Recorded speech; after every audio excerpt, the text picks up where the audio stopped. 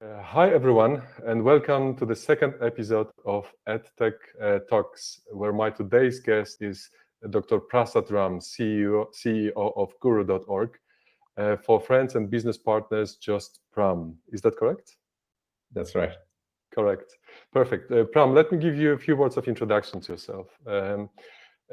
Pram obviously is a great mind and a successful research scientist, former head of R&D for Google India and CTO of Yahoo India. He was the director of engineering for projects on Google Maps, Google News, and Google Translate. Pram, you've started Gooru as a 20% project while at Google to develop a GPS for learning. In 2011, you left Google to establish Gooru as a non-for-profit to bring the simplicity and universal usefulness of GPS-like experience to learning. Pram, it's an absolute honor to have you on the call. Thank you very much, Martin, for the introduction. It has been very, very humbling tackling the complexity, the systemic complexity of learning. And I'm excited to share my inspirations and insights that I've gained over the past 11 plus years. Thank you so much. Pram, I must say that I'm a little overwhelmed by the number of your professional achievements. And, if we haven't met before, then I would be a little nervous because it feels like, hydrogen, me in this instance, met with the whole table of periodic elements.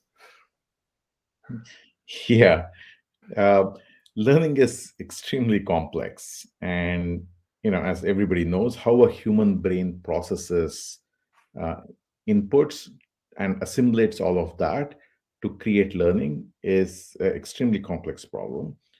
Learners are diverse, in sense, not just different, whether it's K-12, early childhood, higher education, but also different languages and different mindsets and different behavior and all the elements. And ecosystems are extremely intricate. So, in this environment, where learning is complex, learners are diverse, and ecosystems are intricate, what we have seen is despite the progress humankind has made in every other area, like in life expectancy, ubiquity of communication, the speed and convenience of transportation, and revolutionary computing technologies, we continue to fail to move the needle on learning. Now, clearly, we have made some progress, but statistically, when you look at countrywide data or worldwide data, we have failed to move the needle on learning. And thank you very much for the very generous introduction. But honoring the human right to education is a challenge that we can only hope to surmount if we can tap into the collective intelligence of humankind. And I'm very, very happy to be participating in that endeavor. Great. Pram, you know that I'm a big fan, and that's not a secret. And I've been amazed by Guru's technology and what you have built at Guru from the very beginning when I've actually learned about you. But please tell us, how did you come up with the idea of GPS for learning? Yeah, I'm no educator. I'm not a learning scientist. I'm an engineer and a computer scientist. And when I decided to kind of tackle this problem, then at that time, when I was at Google, I have three kids, and at that time they um, were each in elementary, middle, and high school. So effectively, I had a mini lab at home. And when I looked at their learning experiences in schools, it was hardly about them and their interests and their proclivities and so forth. It was mostly about the curriculum. It was mostly about the scope and sequence the teacher had set or the district had set for them. And you know, in through my corporate career, I also saw that corporate learning was missing the mark. It was a checkbox that they made, and same thing, when I observed what was happening with the skills training endeavors as well. And I tried to understand why learning was so difficult across disciplines and geographies. And the examples of success that I came across were programs in Finland where teachers adapted to each student's need, programs in India where they relied on continuous formative assessments to track the learner, And some private schools in the US where they were able to pay total attention to every student. And what I saw that they all had in common was that every teacher in those cases understood their students extremely well and in great detail. So we kind of, I began to term this as locating the learner. So if we were able to locate the learner both comprehensively and with precision, then it became apparent that we can achieve the equity, ubiquity, simplicity, and assurance in learning that we have all come to love in Google Maps. Since when people think about Google Maps, they don't think about equity, but whether you're 5 miles from the airport or 50 miles from the airport, everybody gets a direction based on their preferences. You can say, I don't want to pay tolls, or I only want to use surface roads and so forth. And the directions is appropriate for you, right? Google Maps works for walking pathways, public transport. You can take a train in Tokyo or drive in Detroit and in any language of your choice. And Google Maps just works for you, right? And and as a user, I don't have to know every detail about every road, the one-way markings, the traffic conditions of everything, but the system will provide me with simple directions such as go straight for 1.2 miles and make a right turn. And the simplicity of use was paramount in Google Maps. And when I looked at, you know, how no matter how many mistakes I made, how many turns I missed or exits I missed, wrong turns I made or exits I missed, I was very confident that as long as the blue arrow also made that turn, I would get back to my destination as Google Maps would reroute me.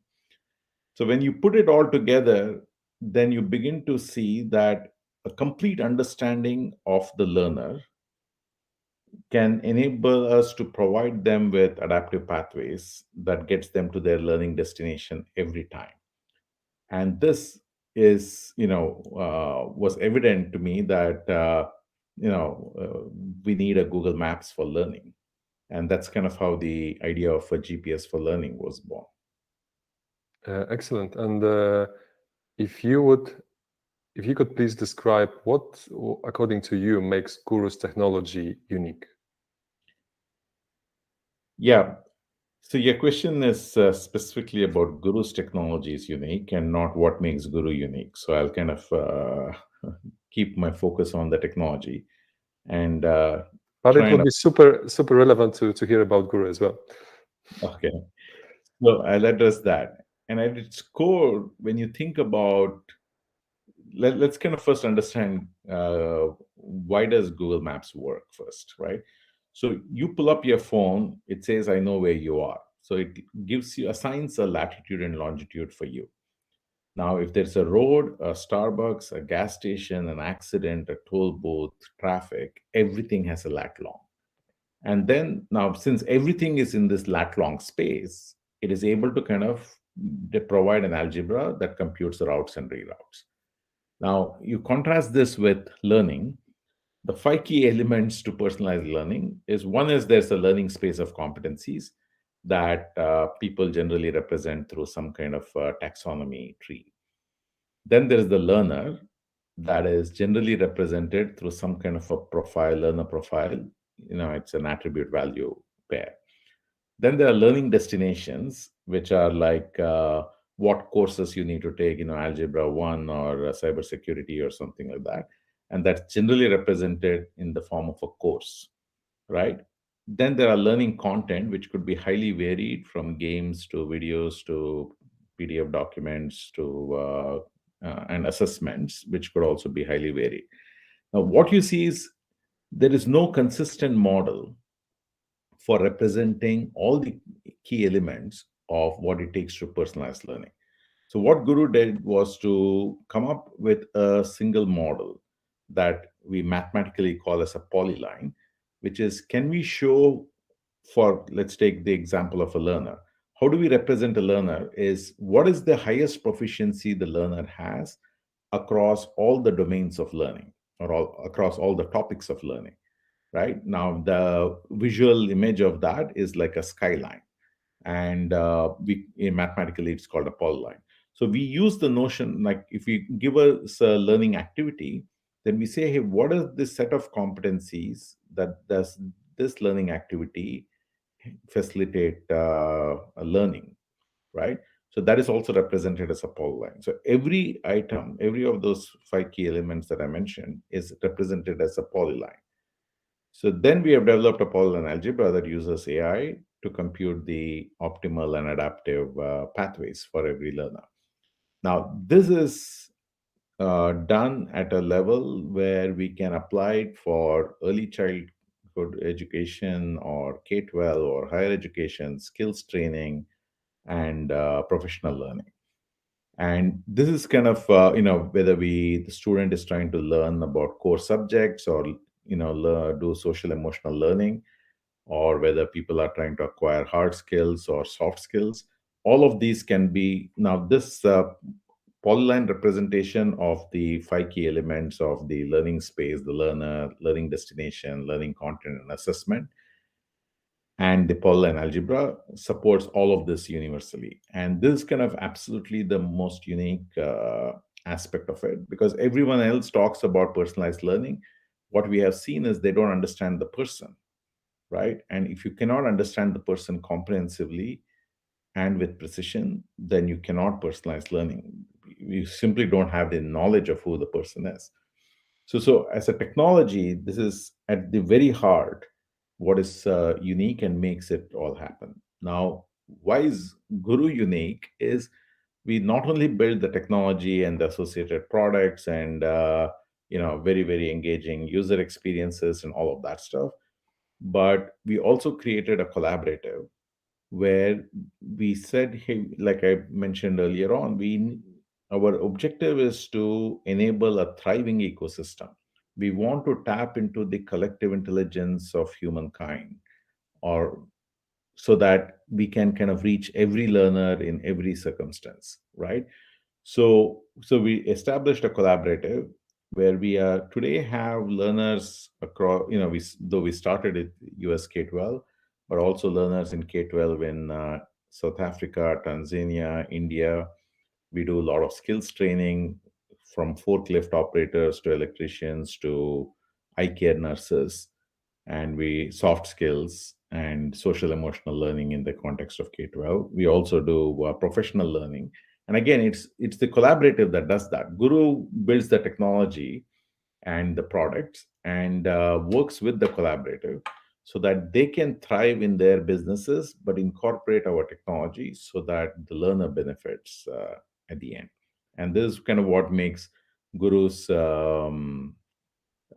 technology unique. And what makes Guru unique is that we not only build the technology, but we did establish the collaborative, and we kind of are working with a large, diverse range of collaborators. A community around Guru's technology, right? Correct, exactly. And I'll kind of mention one last thing about our uniqueness is, in Google Maps, your route reroute is, fairly simple simple in quotes, simple geometry, right? It just looks at all the other conditions and information that's there and comes up with a route suggestion. But in learning, there's a lot of different elements of learning science that has to come into it, right? The grit and motivation, or a grit and perseverance of a learner, the motivation, the self-confidence, learner's knowledge, the dependency graphs about the knowledge, the depth of knowledge the learner has, what the common struggles in the community are for a particular competency. And so there's so many aspects of, stereotype threats. There's so many aspects of the human mindsets and human knowledge that get factored in.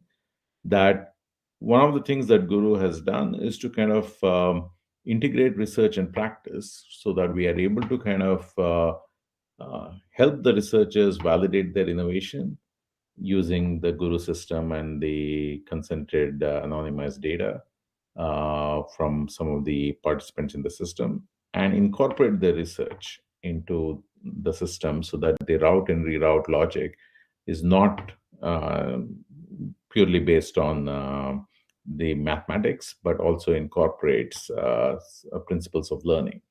And that our ability to build technology, work with the collaborative, and engage the research is what makes Guru unique. Great, thank you very much for that. Pram, how do you know that your technology actually works? What metrics do you analyze? Yeah, always one strong evidence that something works is when there is growth in use and growth in the number of users, right? Correct. And which is kind of clearly the strongest evidence that you can have, because there's a pull from the market for this. So when we focused on US K-12 and we built the product for that, the moment we saw India K-12, where they were implementing it in rural India in local languages, where only the teacher had a device and students had no device, and there was intermittent connectivity, it was evident to us that something we had done was very broadly applicable, which was kind of our intent from the get-go. So from an engineering and design perspective, we had thought about it, but we hadn't made the effort to kind of go into these markets because we are still focused on the US market. And then we began to see how skills training folks, whether they're training for sewing machine operators or electricians and fitters and stuff like that, kind of began to use Guru Navigator as well.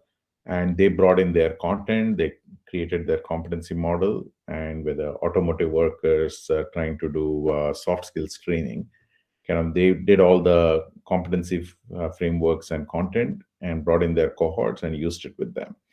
So then we kind of were, and then even similarly in professional learning, then we were kind of very convinced that we need to pay attention to support this diverse set of users.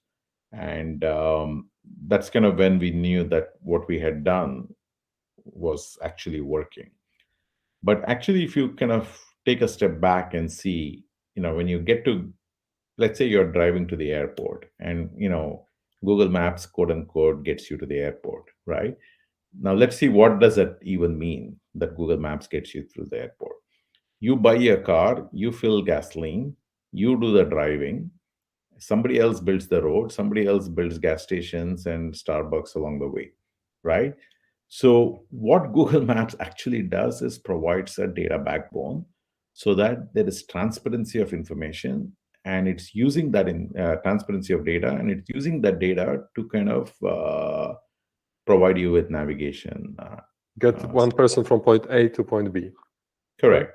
And that's kind of exactly what Guru Navigator does. Is it is a learning data backbone that is using the insights that's able to generate from the data to support the learner, their teacher or instructor, their guardian or mentor, their leadership of their organizations, and so forth. And ultimately, what is producing learning and why this is working is because everyone else has real-time data and consistent data, and they're able to coordinate their support of the learner. So ultimately, that's why it is all working. And Guru Navigator's role is to provide that data transparency.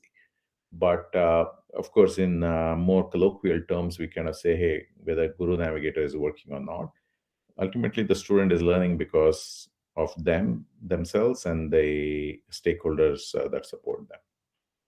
Got it. Okay, it makes perfect sense. Pram, the natural question that comes to my mind, I know that you're extremely passionate about what you're talking about and everything that you're doing, but why are you actually doing all of this? Since this kind of goes back to my own life and career and so forth. I was born in a small town in India. I had access to free education through my PhD. So we never had to pay a dime for anything. And I believe this education singularly changed the course of my life. And what I see is similar aspirations in every parent and comparable potential in all students. So while I did professionally well with at my jobs at Xerox Research, Yahoo, and Google, that some of which you mentioned, I kind of felt like, hey, this is what every other child wants, and I want to find a way to enable that. That was one aspect of it. The other is I wanted my own children, and like I mentioned, I have three, to find ways to support their communities and society at large.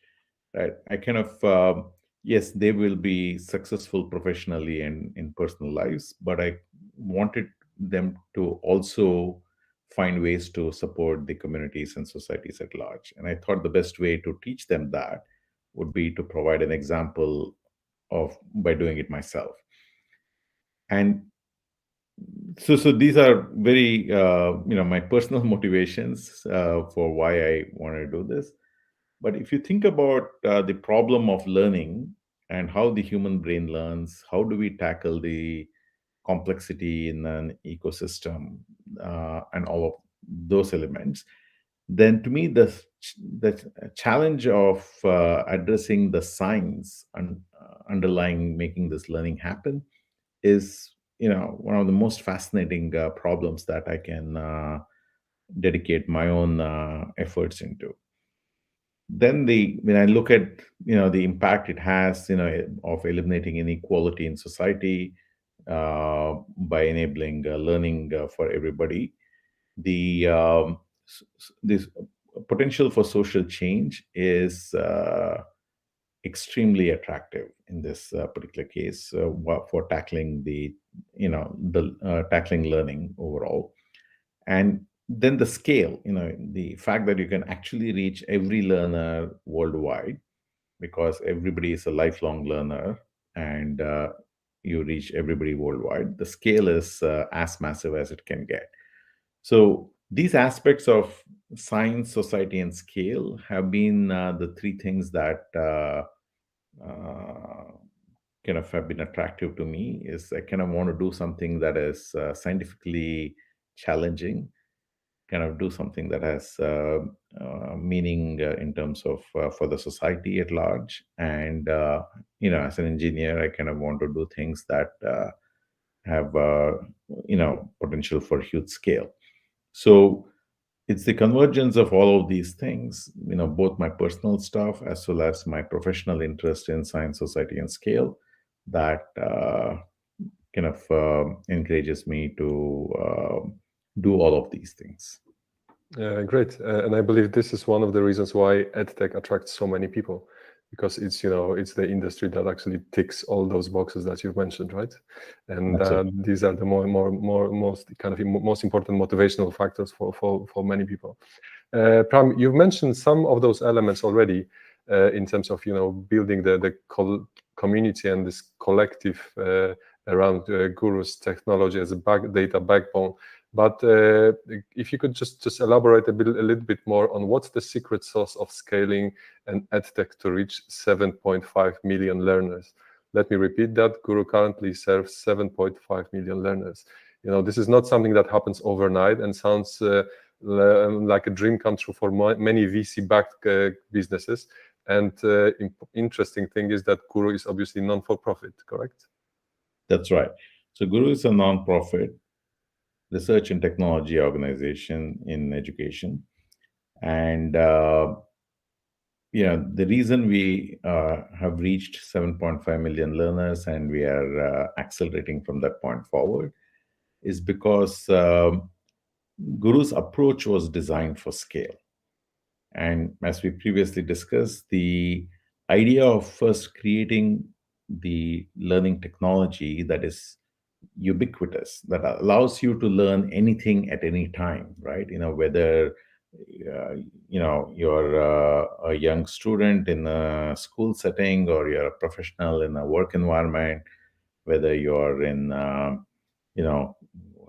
United States or South Africa, and whether you're doing skills training or of soft skills or hard skills, since the core technology was built so that it can be ubiquitously applied. And again, clearly I drew a lot of inspiration from Google Maps, and kind of leverage that analogy pretty extensively to create the core technology in a way that allowed it to be manifested in all these different environments.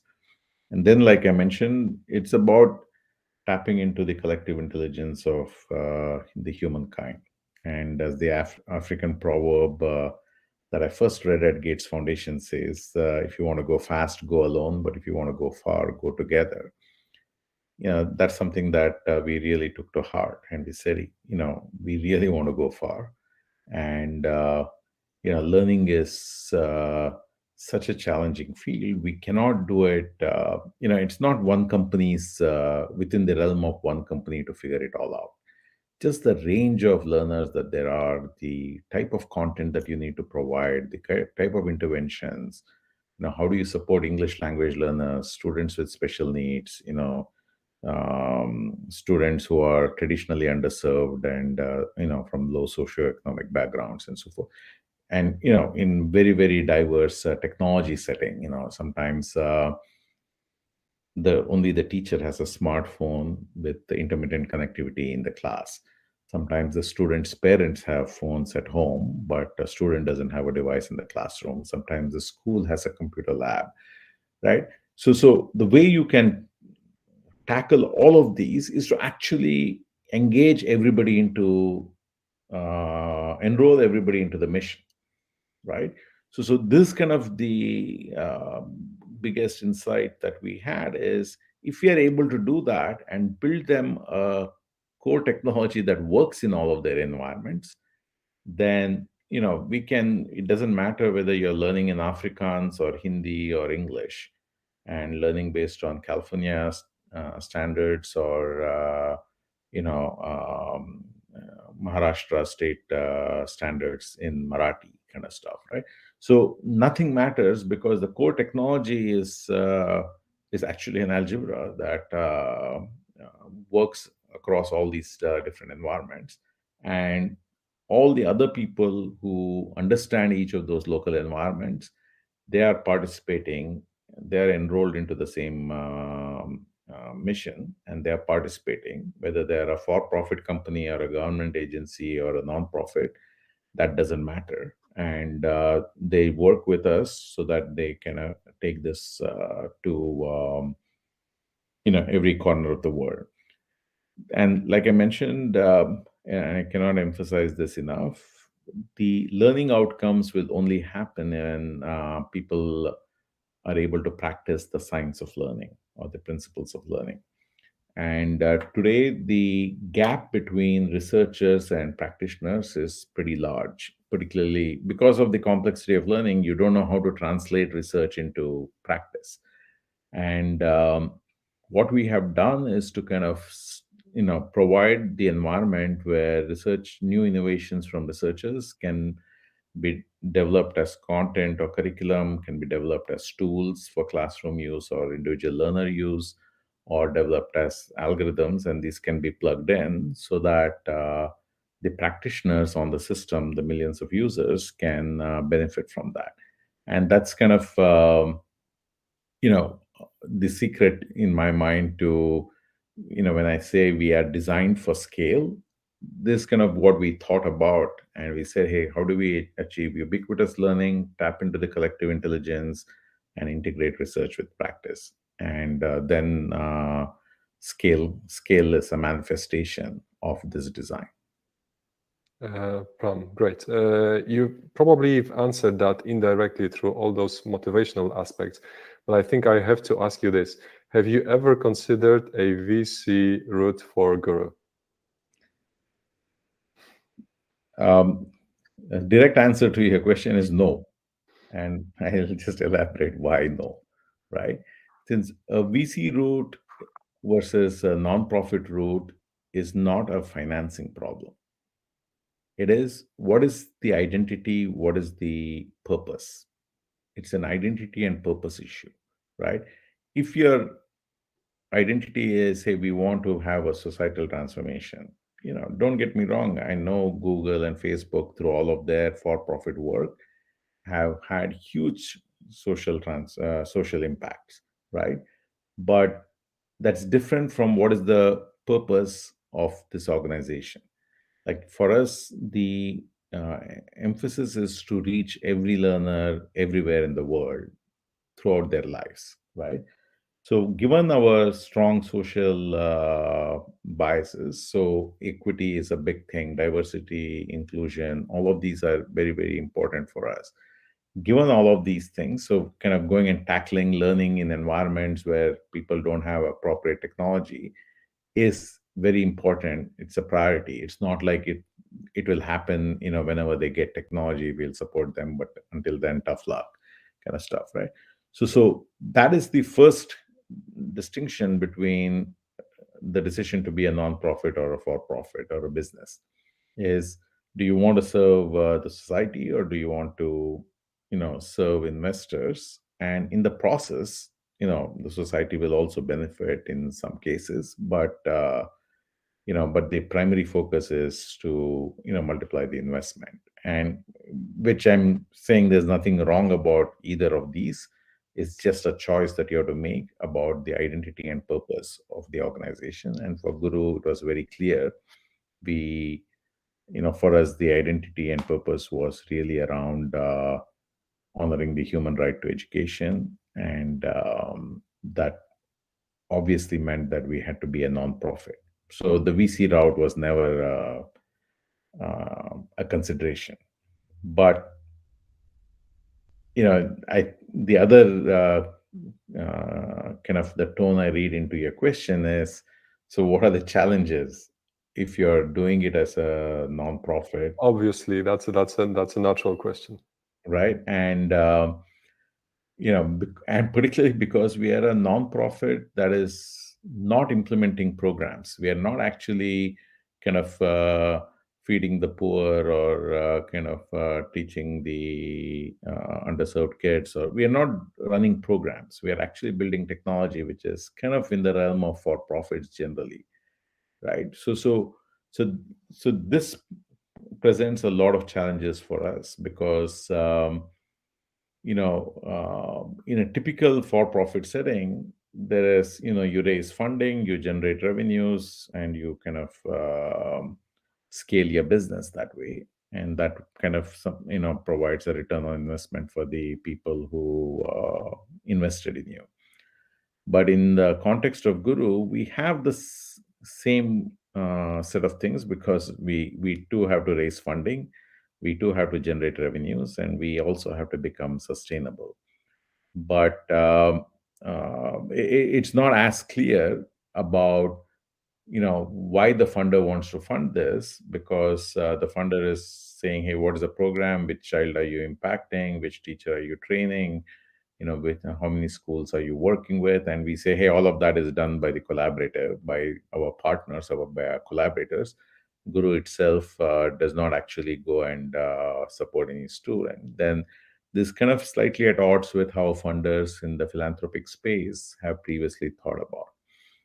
So it does present certain challenges to us. And what we kind of have managed to do is convince some of them to initially support us, because we were building a data backbone. Subsequently, we kind of have expanded into um,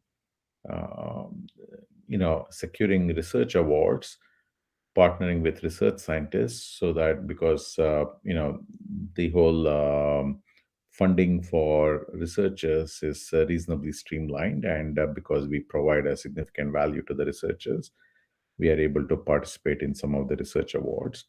And finally, kind of we have figured out a way to work with our collaborators, so that our funder actually funds a combination of Guru and our collaborator. So that way, they are, the funder gets the scale and technology, and all of the values that Guru brings, and they get the programmatic value that our collaborators bring. So while our approach kind of being a nonprofit severely constrains our ability to raise the levels of funding that we need, but Guru has kind of spiraled out of that, and we now have a very well functioning system to scale Gooru. Great, great to hear. Pram, considering all you've just said, which is super inspiring, I would like to ask you one final question. What's the future of education per Dr. Prasad Ram? Yeah, future of education is a broad topic. I know it So, is. so I'll touch on a few key aspects of it. And first of all, learning is about self as much as it is about learning about the outside world, right? And I believe these two key elements about you learning about yourself as well as learning about the world or universe around you has to go in tandem. And and it's iterative. You don't learn all about the outside world and then come back and learn about yourself, or the other way around. You kind of you know do a bit of both consistently, but you kind of need to be aware that you're doing both at the same time. And people have kind of talked about it in the context of social emotional learning, or wellness wheels, and all of these kind of aspects of it, or even in some cases soft skills or human skills and so on, about learning about self. But that's something that I believe in the future we will see greater emphasis, as that produces much stronger overall outcomes than just focusing on the subject based, academic based learning about the world. Mhm. Two is, I kind of look at, so there's a lot of comments and jokes people make about how education doesn't change and so on and so forth. What I see is, in the future, the corporations will begin to force the changes in learning, right? And because the corporate requirements are, there's a uh, dramatic shift in the kind of talent the corporations require, because of the revolutions in technology, as well as continuous growth in the user demand for different things. So the corporations will kind of, this thing will trickle down and say, how should our skills training institutes work? How should our universities work? How should our K-12 schools do? And that will kind of, while K-12 schools, universities, and all the skills training providers have other interests because of the ecosystem to preserve status quo, the corporations will kind of provide the impetus to begin to change all of that. The third is, what I think is less appreciated, is learning is social, right? You learn from others, maybe peers, maybe teachers, maybe parents, your mentors, and so on and so forth. And today, the approach has been, it's pretty inefficient about how you learn from others, simply because they don't know what you know and what you don't.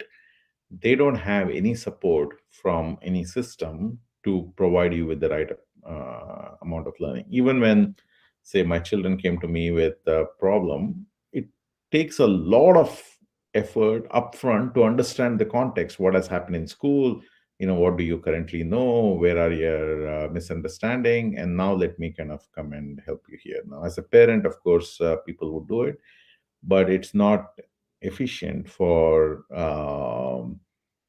the rest of the social learning to happen.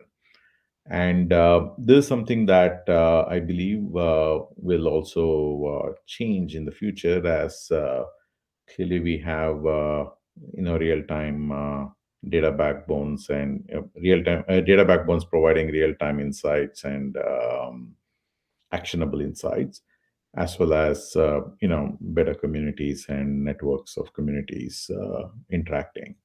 So I see this. One of the most important things I kind of want to emphasize, which we have not touched upon in this conversation, is about complex systems dynamics, right? Fundamentally, replication is not scaling. That's how I define a complex system. Now, typically, the mindset in education is show me where it works in one school, and then I can replicate it in every other school.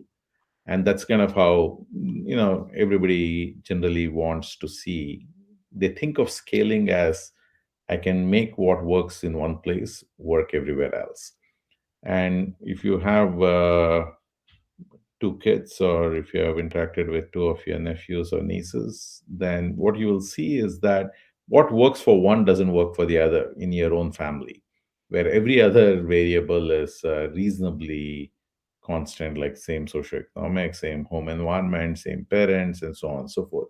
So replication doesn't uh, achieve scale within a single household. Right now, how are we kind of trying to think, how does it achieve scale in across school districts or across countries and so forth? So what I believe is, this the